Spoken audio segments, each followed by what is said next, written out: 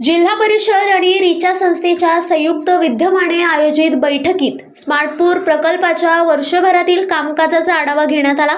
तसेच आगामी काळातील नियोजन आणि प्रकल्प अधिक प्रभावीपणे राबवण्याबाबत चर्चा करण्यात आली। आज जिल्हा परिषद नाशिक या ठिकाणी आम्ही शोकेसिंग लर्निंग वर्कशॉपचं आयोजन करण्यात आलं आहे। जे आम्ही स्मार्टपूर प्रकल्प जो राबवतोय, म्हणजे नाशिक जिल्ह्यामध्ये 20 गावांमध्ये वेगवेगळ्या ज्या शासकीय योजना आहेत त्या तळागाळातील लोकांपर्यंत पोहोचल्या पाहिजे, त्या लोकांना त्याचा लाभ मिळाला पाहिजे, त्यासाठी संस्था काम करते।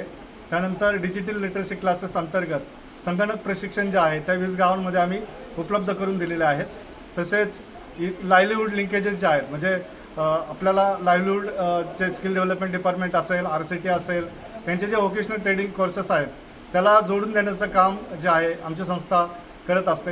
अशा पद्धतीने वेगवेगळ्या पातळीवर जे आहे, म्हणजे शासकीय योजना ज्या आहेत त्या तळागाळापर्यंत पोहोचून लोकांना त्याचा लाभ मिळाला पाहिजे, यासाठी संस्था 20 गावांमध्ये काम करते आणि आमचे जवळजवळ 30-35 कार्यकर्ते जे आहेत ते ग्रामीण स्तरावर काम करतात। ग्रामीण भागातील विद्यार्थी, युवक, युवती आणि नागरिकांना संगणक व डिजिटल साक्षरतेचे प्रशिक्षण देण्यासोबतच विविध शासकीय योजनांची माहिती, ऑनलाईन अर्ज, कौशल्य विकास, रोजगार व स्वयंरोजगार मार्गदर्शन या माध्यमातून प्रकल्प कार्यरत आहे। सध्या 20 केंद्र संचालक आणि संगणक अकॅडमीच्या माध्यमातून प्रकल्पाची अंमलबजावणी सुरू असून डिजिटल शिक्षण, आरोग्य सेवा आणि विविध शासकीय सुविधा गाव पातळीवर उपलब्ध करून ग्रामीण विकासाला चालना देण्याचा प्रयत्न केला जातोय।